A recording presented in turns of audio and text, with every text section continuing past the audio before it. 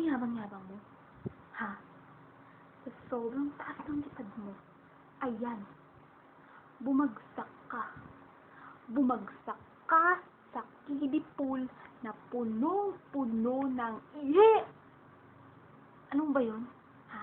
Ang tanga-tanga mo naman. Pinag-aral ka ba ng nanay mo?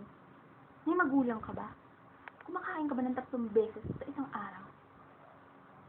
Saka ka na magmayabang. Kapag nakapunta ka na ng Hong Kong, Macau, Japan, Australia. Oh my God. Tsaka, tingnan naman. Pala mukha mo. Magtatatay ka pa sa lagay na yan. Ang mga magaganda lang, ang may karapatang magtatay.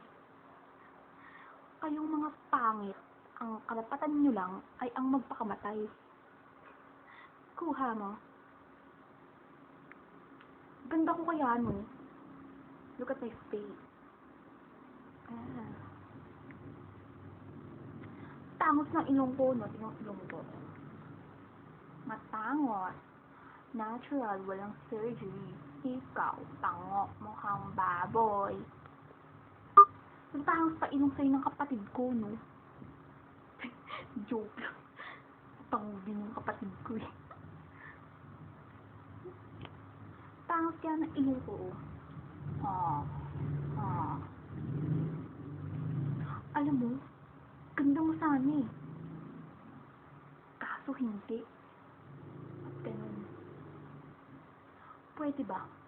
Iharap mo nga sa akin ng mukhang yan.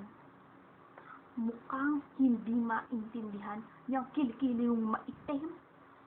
Yung mukha mo mukhang baboy. Katawan mo mukhang balyena.